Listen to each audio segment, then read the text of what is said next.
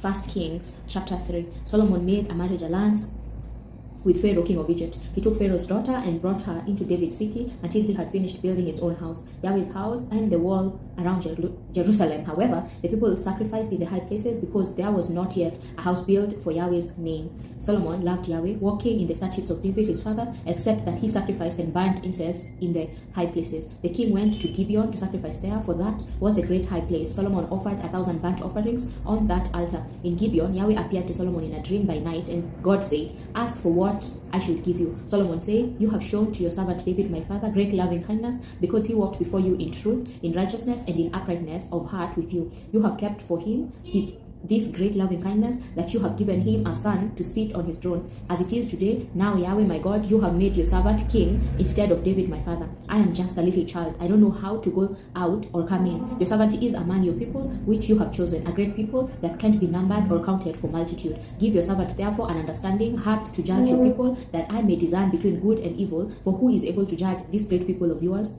This request pleased the Lord, that Solomon had asked this thing. God said to him, "Because you have asked this thing, and have not asked for yourself long life, nor have you asked for riches for yourself, nor have you asked for the life of your enemies, but have asked for yourself understanding to discern justice, behold, I have done according to your word. Behold, I have given you a wise and understanding heart, so that there has been no one like you before you, and after you none will arise like you. I have also given you that which you have not asked, both riches and honor, so that there will not be any among the kings like you for all your days. If you will walk in my ways to keep my statutes and my commandments, as your father David walked, then I will lengthen your days."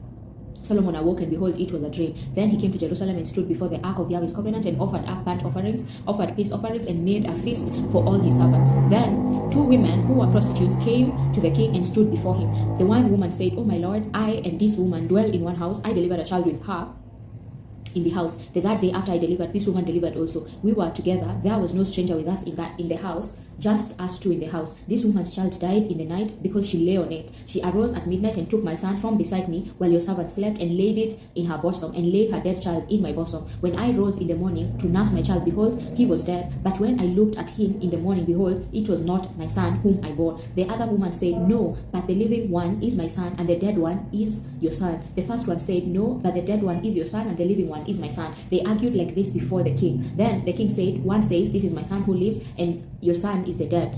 And the other says, 'No, but your son is the dead one, and my son is the living one.' The king said, 'Give me a sword.' So they brought a sword before the king. The king said, 'Divide the living child in two, and give half to the one and half to the other.' Then the woman whose the living child spoke to the king, for her heart yearned over her son, and she said, 'Oh my lord, give her the living child, and in no way kill him.' But the other said, 'He shall be neither mine nor yours. Divide him.'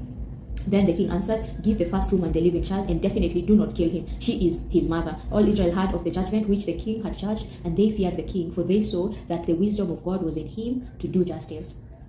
Amen.